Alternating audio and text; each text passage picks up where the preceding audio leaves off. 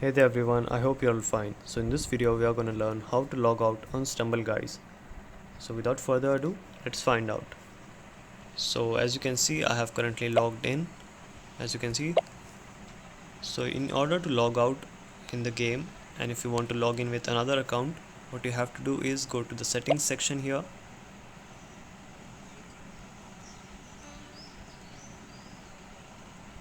and if you are logged out through your Activision account, you can find it here.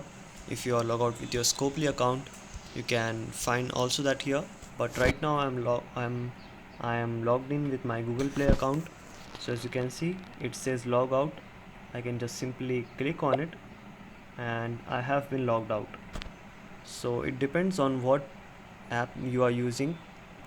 So not Activision, the Scopely account. If you're connected with it, you can just log out from that also. But right now I was logged in with the Google Play account, so I have to click on logout, and that way I was able to log out. So that's it for today guys. Hope you found the video helpful. See you soon. Have a good day.